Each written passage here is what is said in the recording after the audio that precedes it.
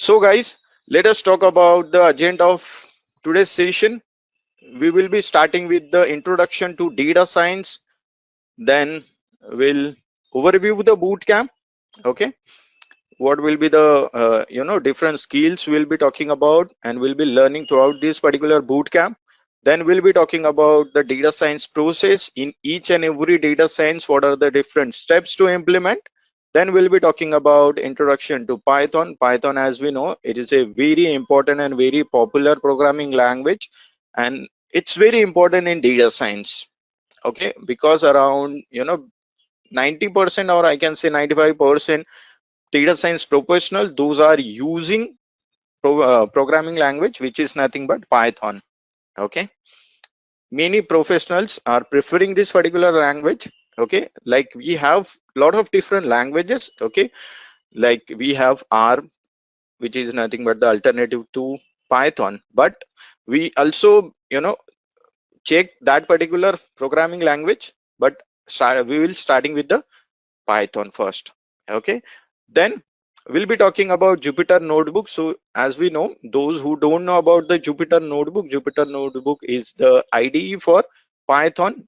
From here, Jupyter Notebook, you can be able to access Python, and it's very beginner friendly language. Though those who don't know about anything, okay, this particular field, they also able to understand, okay, how to create the code, how to run the code, okay, by using Jupyter Notebook.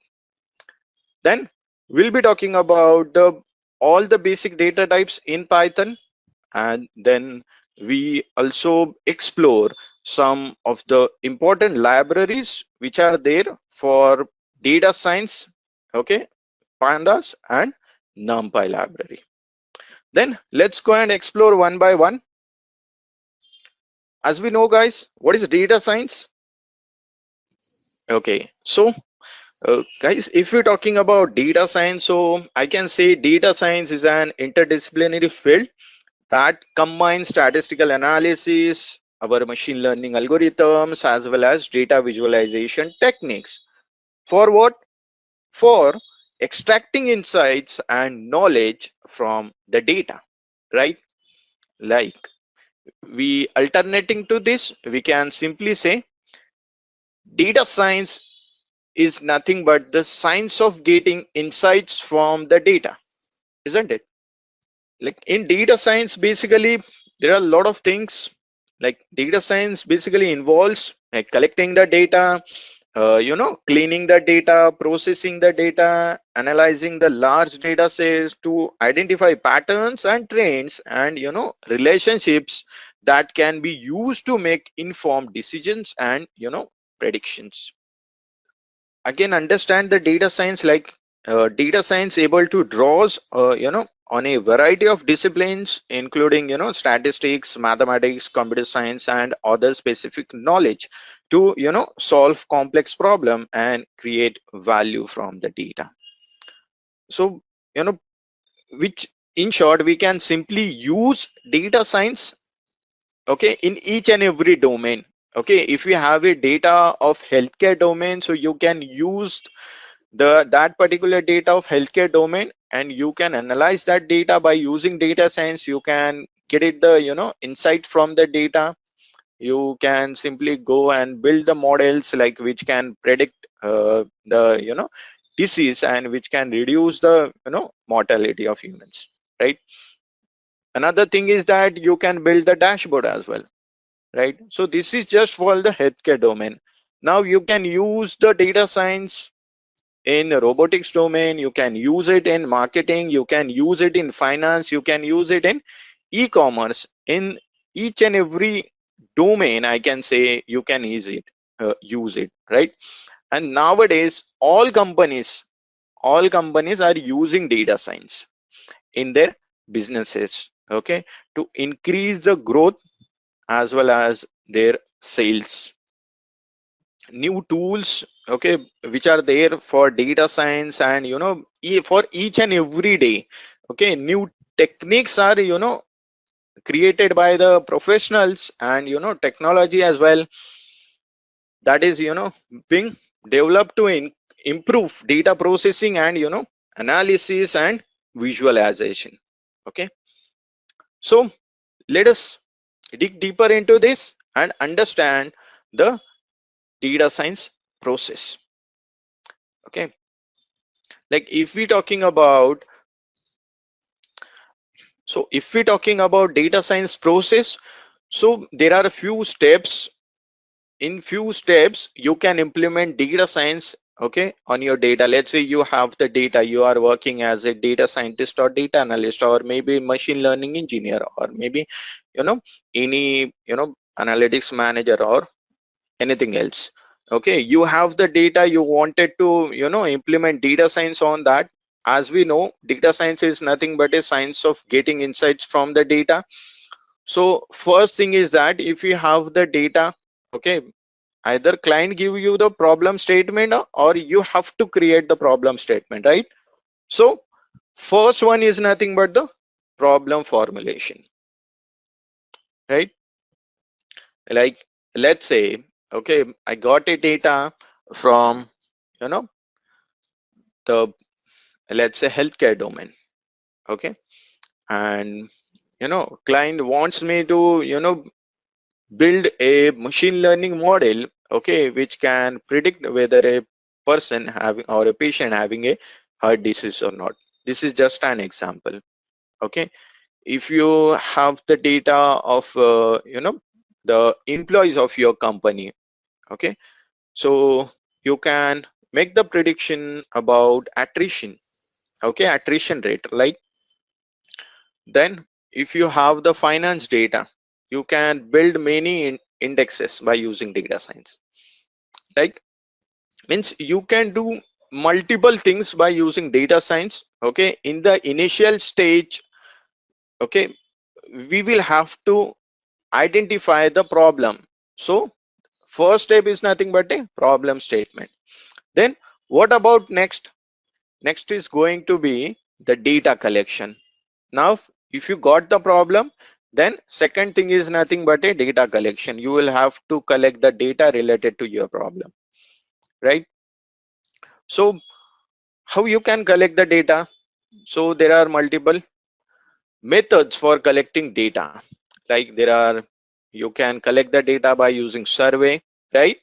You can collect the data by using data mining or data scraping from the web, right?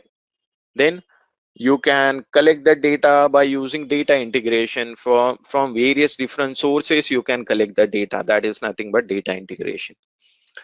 Okay, you can collect the data by using like if let's say you created one app.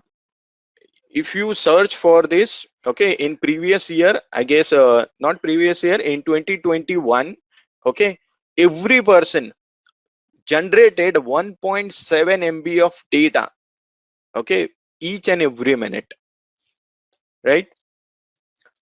Yes, many companies, and nowadays you will see that the like Google itself is a very big data. Is that if you want to collect some data, you can use the Google as well, you can use Wikipedia as well, you can use uh, other sources as well to collect the data, right? So there are multiple sources to collect the data, right? Yes, databases as well. So this is the second step, which is nothing but a data collection. First step is nothing but the problem formulation. First thing, you have to identify the problem, like whether you have to, okay, what is your main problem? Like you have to build a model for classification, you have to build a model for regression, you have to build the classify your data if you got the data. Okay, so that is the thing. Now what about third step? Third step is going to be the data preparation, right? Like you collected the data, so that data is totally a raw data. Okay, and if you directly go and use that particular raw data for your analysis, so that makes no sense, right? Because okay, after data collection you should have to pre-process your data, so that is nothing but data preparation. So in the data preparation, right, you collected data preparation from survey, from machine, from your app, from databases, from Wikipedia, from anything, from questionnaires. Okay, so you will find that there are a lot of mistakes are there, there are a lot of errors are there in your data, right? So for that, okay, you will have to pre-process the data. So what are the different data pre-processing methods, data preparation methods are there? So you will have to go with the first missing values, check the format, okay, then check the duplicate values. Okay, if there are duplicate value, then remove those, right? Okay, if there are missing values, so you can there are multiple methods. Either you can remove or either you can replace by the mean median mode, depends on the format of the data, right? Then you will have to check data is balanced or not, right? Then you will have to find out the outliers. Many of you, if you don't know about the outliers, so we'll be talking about the outliers in the upcoming session. So then you will have to identify the outlier, okay? And there are outlier detection methods are there. Like simple thing is that you just plot the box plot and you can detect the outlier. Outlier is simply the you know the extreme value, I can say. Okay, let's say you have the like the normal age is nothing but the 0 to, let's say, 80 or 100. Okay, if someone says that okay his age is 150, okay, so that is the you know the outlier, I would say. Okay, that is not correct. Okay, so those point you should taking into account, you should have to understand these things, then only you can able to prepare your data for the model building part.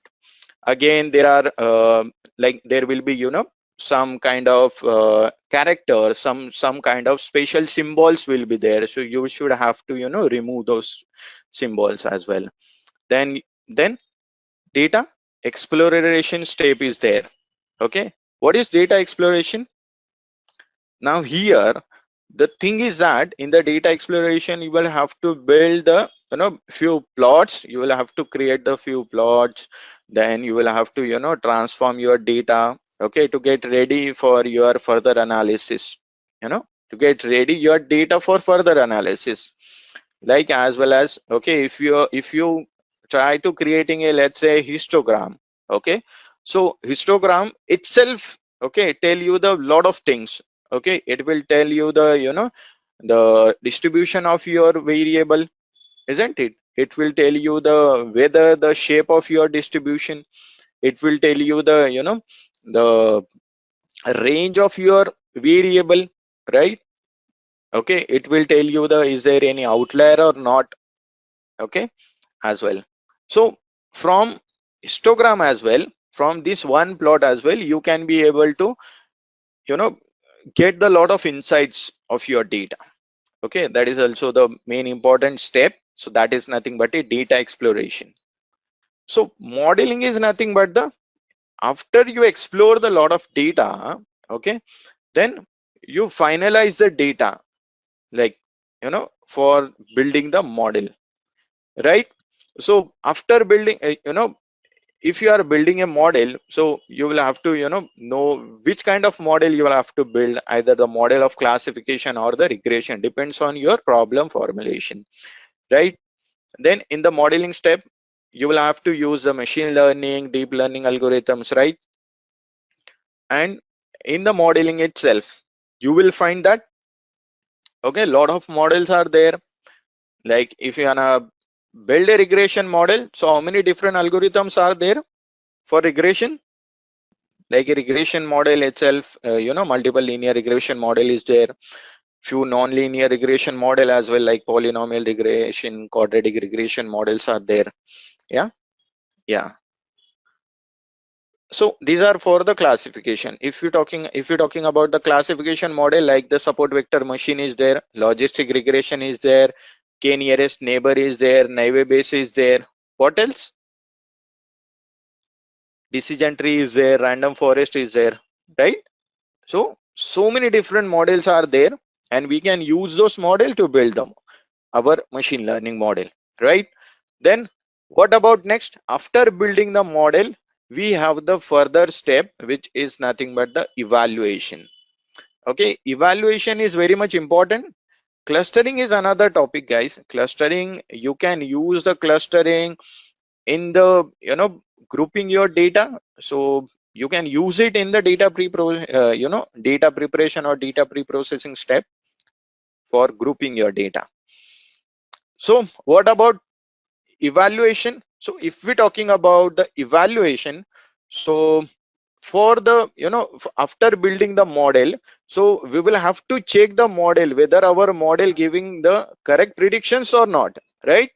So that's what we can do by in the evaluation step, right? Okay. Now in the evaluation step, there are few evaluation matrices on that. Okay. So you can use those matrices for identifying, okay, which type of, you know, for which, whether your model is strong for future prediction or not, right? Okay. Then what about next? After this, here you will see that the deployment. Okay, so you evaluated the model, you created the lot of model. Let's say you created the 10 models, okay, of your data set.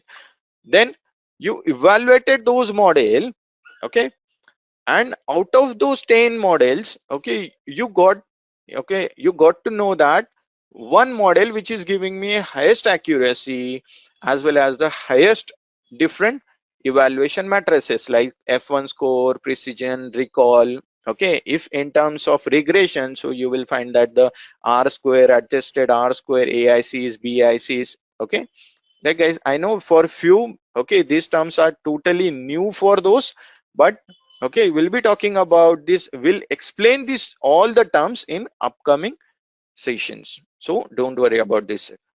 So this is the data science process, and guys, in each and every data science project you will have to go with this step.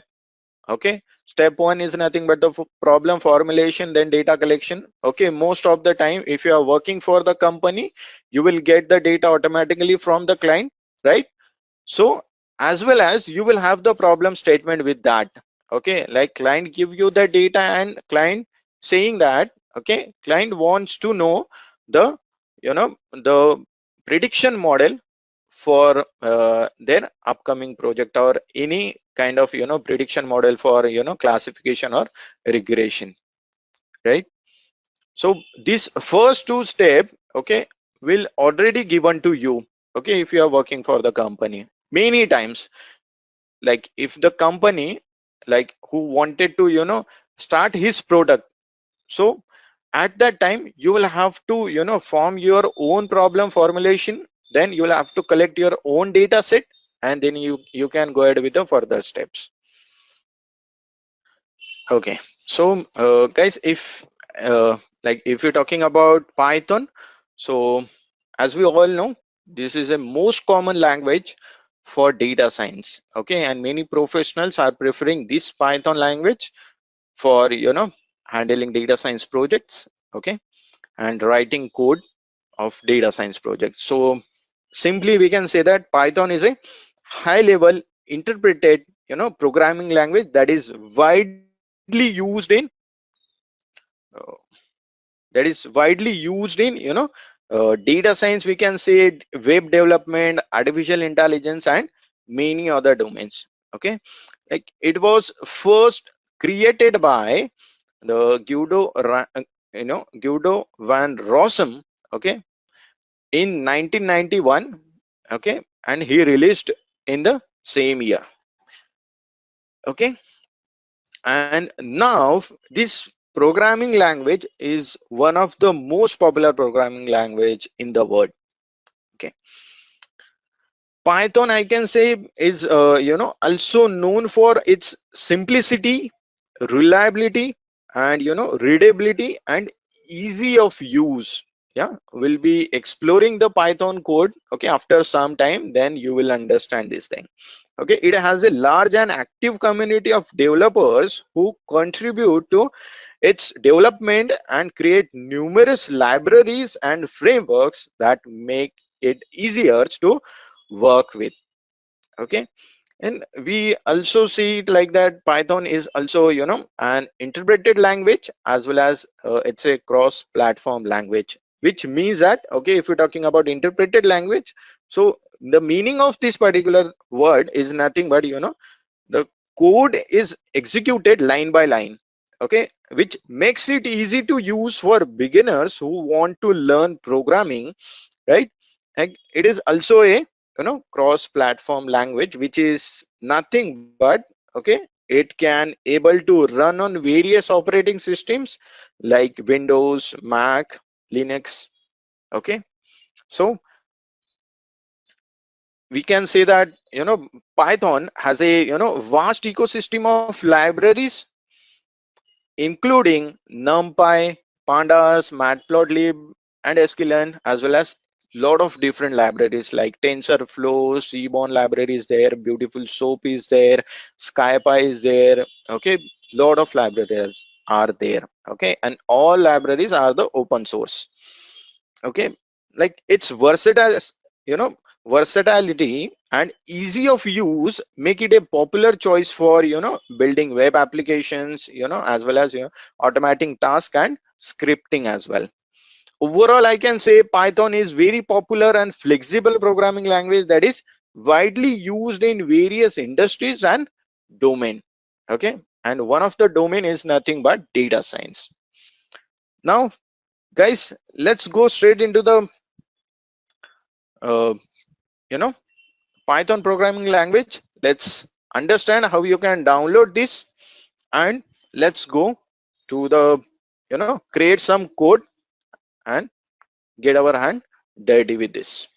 So let me open the browser.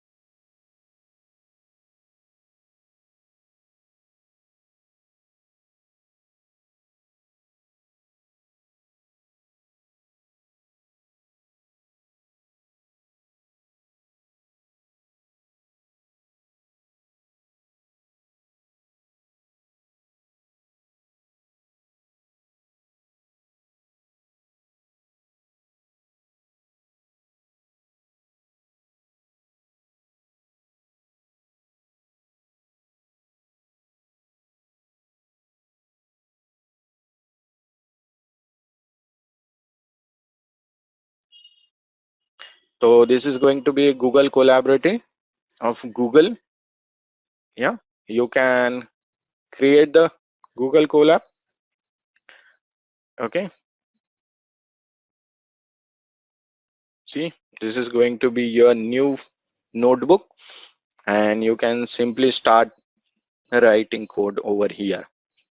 Okay, so it's very, if you have the one particular app which is installed in your system, so it will be easy, like many a times. And for Google Colab, you will need to, need to have the internet connections all the time, wherever you are using this particular thing. Okay, you can start running your code here. This is nothing but a Google Colab, guys. Okay, uh, let's come to our topic, which is nothing but the Anaconda distribution. Okay, if you wanted to download the software which is, for your system, and each and every time whenever you need Python, so you can open the Anaconda and you can start, running the code over here. So just scroll down, and here you will get to know that the, Anaconda installer. Okay, you can download this Anaconda installer. Now it's a 3.10, not a 3.9 or 3.8, because it's a, totally open source. So many of developers, those are, constantly, building this. So this is nothing but a, okay, Okay, if you are using Windows, so you can simply install this. If you are using Mac, you can go ahead with this many, and if you are using Linux, so you can use this thing.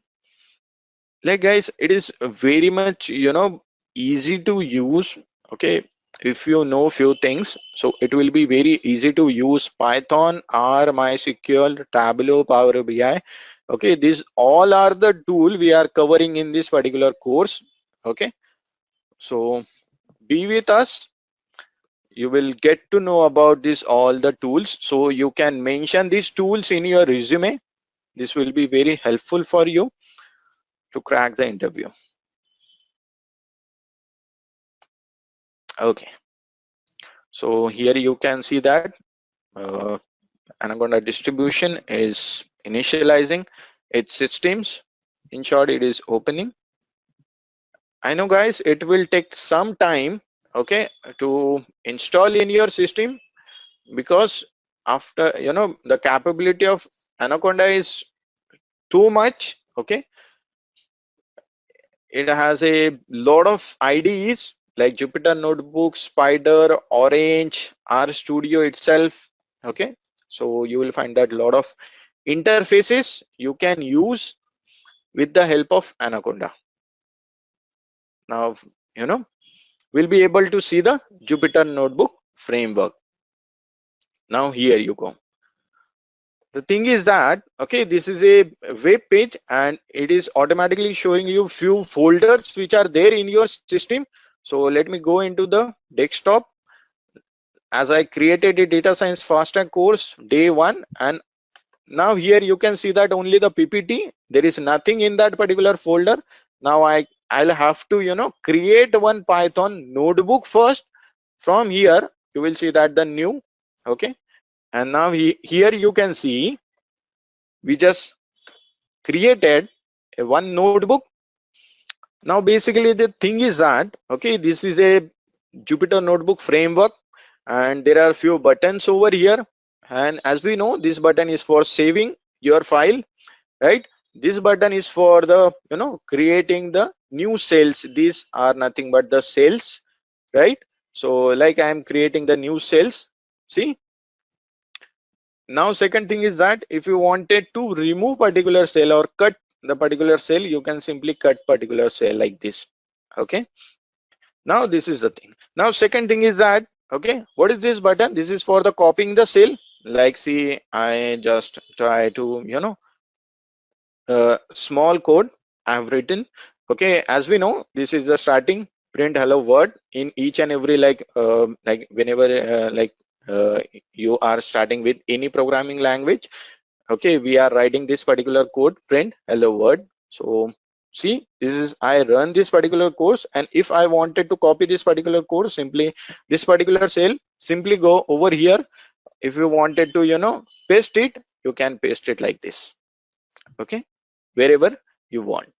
So this is a copy and paste. If you wanted to change the you know the cell like this, if you want to change the, like, if you're you created a one cell. Okay, if you wanted to move that particular cell to up, you can go over here. If you wanted to move to down, you can go over here like this. Okay, if you wanted to run this, you can simply run like this. Okay, if you wanted to sometimes sometimes let's say you are building a model on a 1 million data points. Okay, so at that time it will take so much time to build the model. Let's say you are using a neural network, okay, artificial neural network, to create a model on 1 million rows of data, and let's say 1,000 columns are there in your data. So at that time it will take time, right? So in between that, if you wanted to stop that particular model building part, so you can interrupt the kernel like this. Okay, use this particular button to interrupt the kernel. Like, then here you can see that for restarting the kernel. Okay, this is the kernel. From here we just started the kernel for creating, like, by creating this particular you know the file. So if I wanted to restart this particular kernel, okay, like with the help of kernel, I am able to run this particular code. Like, if you wanted to restart, you can use this. Okay, then if you wanted to restart the kernel and run all the code that you written in this particular notebook, so you can use this. Okay, restart the kernel and rerun all the notebook. Then what about this? This is for the coding window and markdown window. Like here you can see that the few options are there. Okay, let me show you. Okay, like so this is the coding window. Like I have written some code over here. Okay, now if I don't want this cell as the coding window, I want this cell as a markdown window cell, because I just wanted to add some explanation about the code. So let's say this is not my code. Let's assume that this is just the explanation about the code. Okay, now this is the you know markdown cell. This is the markdown cell. Now you can use in markdown cell for the heading purpose as well. Okay, like say let's use a hash and use the heading. Okay, you can run it and you can see this is the heading one. Now if you wanted to change the font size of this your headings, you can use this. See, so you can use this, add the multiple hash. So you will find that okay, after few hash, let's say I added 6 hash. After this, okay, you will not be able to you know change the font size, and now you will see that the font size is the regular font size. Okay, that's why use only 6 for the heading, not more than that. Okay, use only 6 hashes for this. Okay, I'm preferring to I'm preferring these 2 hashes for the heading, right? If you wanted to add some explanation about, like, we are we are you know building the model for classification, right? So that's how I added the few term over here, and let's say run this. So this is how you can able to explain that particular your heading or particular explanation that you want to explain. Okay, right? This is the thing. So these are the few the overview of Jupyter notebook. So now let us start with the code. Let us understand, or let us write some code, okay, which is nothing but the basics of. So guys, let's go and understand the basics of Python first, and then let's explore all the data types, starting with string. Then we'll go and explore the numerical data type. Then we'll go with the string, then go with the tuple, dictionary, right? Like that, one by one.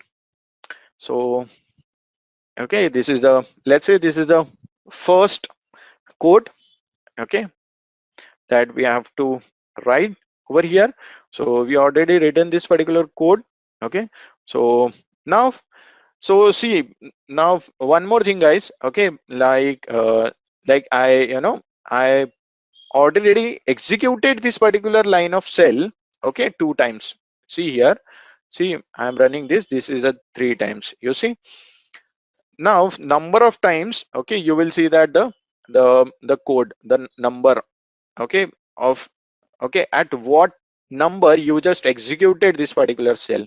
Okay, if you add the particular x equal to 5, okay, and I'm running this by using a shift plus enter.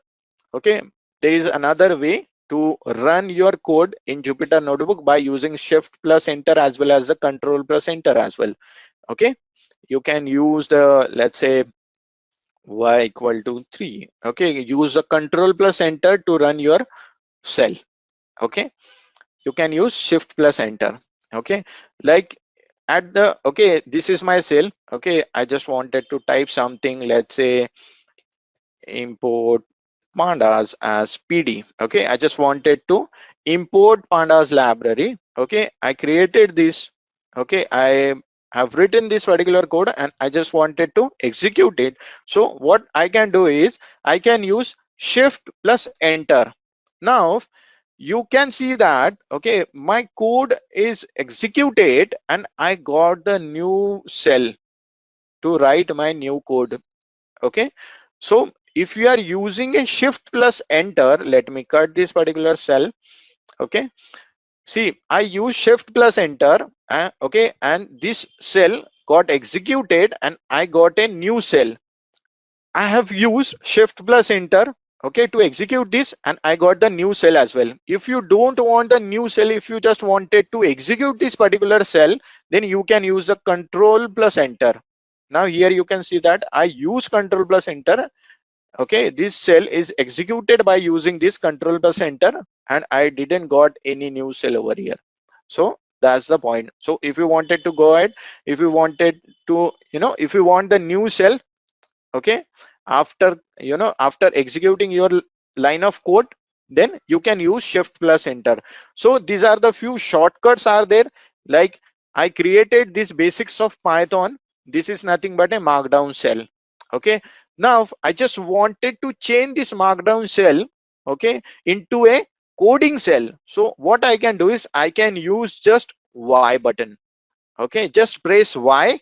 So you will see that this Jupyter notebook automatically convert your cell into the coding cell. If you wanted to again convert this your coding cell into the markdown cell, you can use M. See, and you can simply run this and you can see that this is a markdown cell. Here also you can say, okay, these are the few things. Okay, and there are a lot of shortcuts are there, and you can customize your shortcuts as well with the help of this particular help. You can see that the shortcuts, okay, from here you will get the list of all the shortcuts you can use. Okay, and remember guys, okay, if you wanna write code fastly, you should have to use these particular shortcuts. These are nothing but the keyboard shortcuts. Okay, like if you want to create your customized keyboard shortcuts, you can use the edit keyboard shortcuts as well. Okay, so this is the advantage of using Jupyter notebook. Okay, now one more thing guys, like if you want to, like like this is my notebook. If you want to create the new notebook, you can use the file option. Go over here and you can create the new notebook from here as well. If you, if there is, already you created a notebook and which is there in your system, if you wanted to open this, you can go over here, you can open this.